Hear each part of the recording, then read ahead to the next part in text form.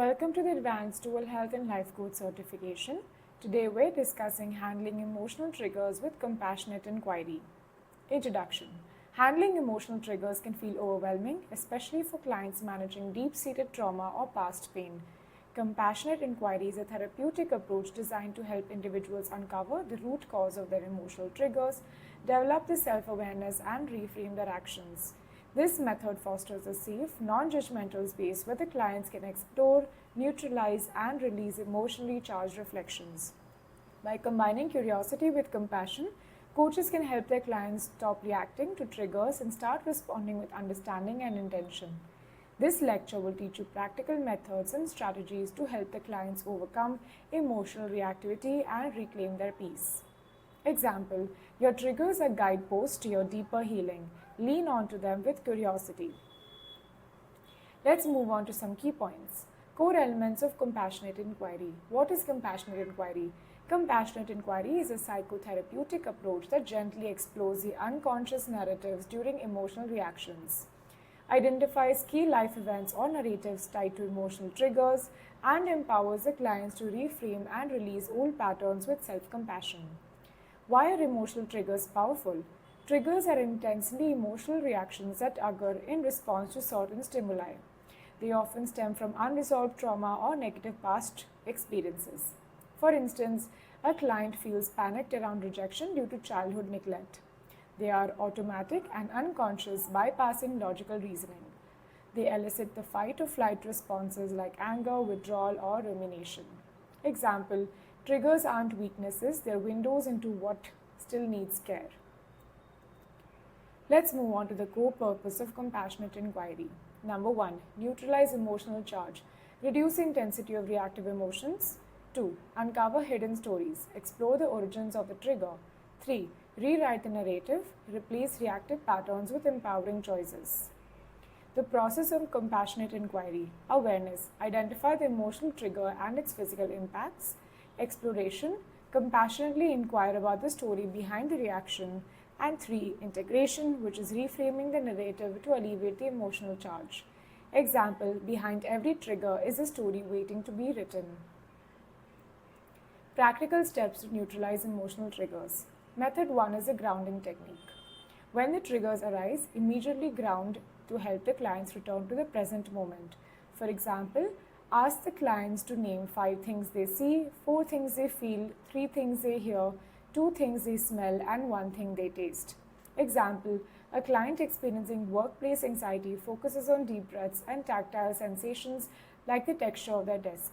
Example, stay here, the present moment is your safest anchor.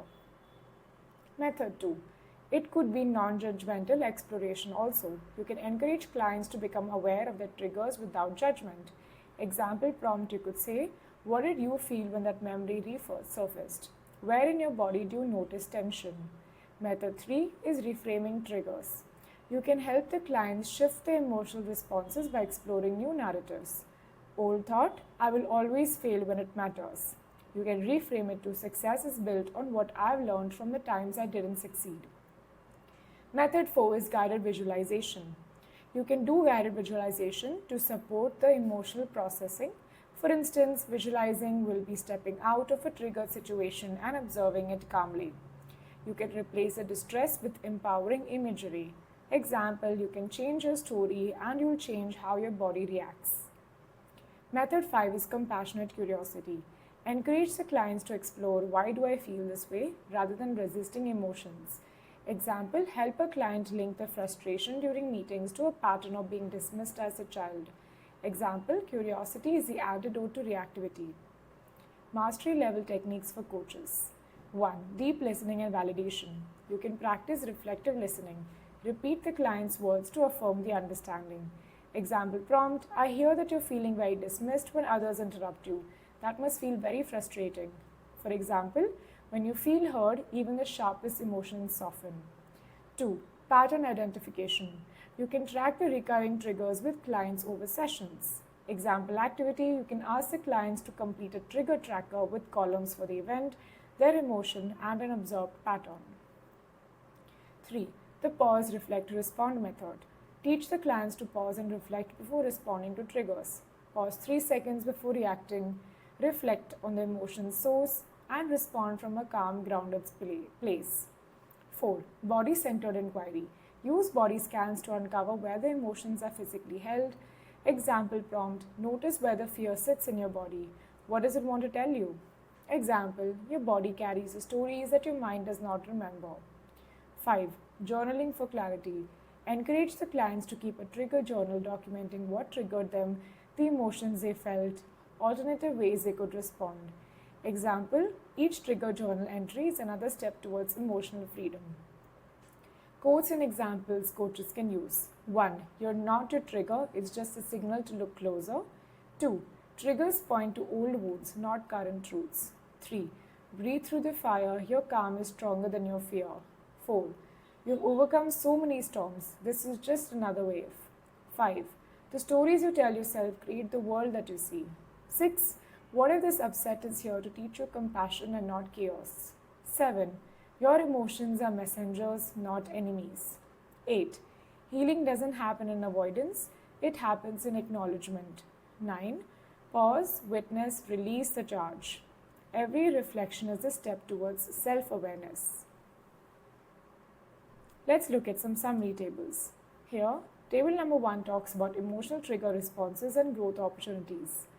Let's have a moment to look at one example, which is a response type of flight. The reaction example would be avoiding challenging conversations. The underlying cause would be fear of confrontation or rejection.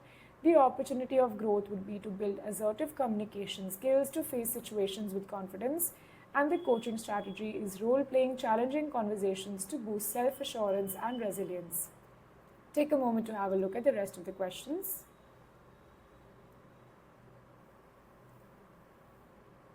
Table number 2 talks about the methods for neutralizing emotional triggers. Here we're going to have a look at the method, the description, example application, the impact on clients, and some advanced coaching insights. Let's have a look at the second example, which is non-judgmental awareness as a method. It's basically used to notice and accept emotional responses without negative self-labeling. Example application, you can ask, where do you feel this emotion in your body? Impact on clients, it reduces their shame or resistance to exploring deeper emotions. Advanced coaching insights is that you can encourage clients to practice body scanning to locate emotional energy centers. Take a moment to have a look at the rest of the examples.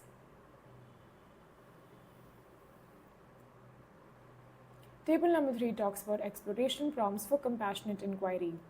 We're going to have a look at the prompts, the objectives, best use scenarios, the outcomes, and some coaching tips. Let's have a look at question number 4 would be, what do you say to a friend who's feeling the same way? Or what would you say to a friend who's feeling the same way? The main objective is to encourage the external perspective and self-compassion. Best use scenario is when the clients are overly self-critical in their triggers, and the outcome is bolsters empathy towards themselves and reduces the harsh inner dialogue. Some coaching tips is that you can combine this prompt with affirmations and small reminders of personal growth. Take a moment to have a look at the rest of the examples. Table number 4 talks about the skills and techniques for building self-compassion. Here we're going to have a look at the skills, the action step, expected outcomes, some coaching applications, and some advanced insights. Let's have a look at number 2, which is affirmation practice as a skill. The main use is to encourage the daily repetition of positive affirmations. Expected outcome, it builds a healthy confidence and nurtures healthy self-perception. Coaching application, you can use this to guide the clients to create customized affirmations tied to their goals or struggles. Some advanced insights are that you can tailor these affirmations to address emotional pain points. I'm not my failures. Take a moment to have a look at the rest of the examples. Table number 5 talks about the tools and techniques in compassionate inquiry. Let's have a look at the tool, technique description, some client scenario examples, result for clients, and some advanced applications. Let's have a look at number 3 as an example of a tool, which is guided visualization. The main description is that it uses imagery-based meditation to create emotional distance from the triggers. Client scenario examples, A client imagines placing their panic on a cloud which is drifting away. Result for clients, it builds calm awareness and emotional regulation skills. Advanced applications, you can pair the visualization exercise with soothing tone or layered sensory details, which could be sounds or colors. Take a moment to have a look at the rest of the examples. Let's have a look at some MCQs. Take a moment to have a look at question number 1 and 2. Take a moment to have a look at question number 3 and 4. Take a moment to have a look at question number 5. Thank you.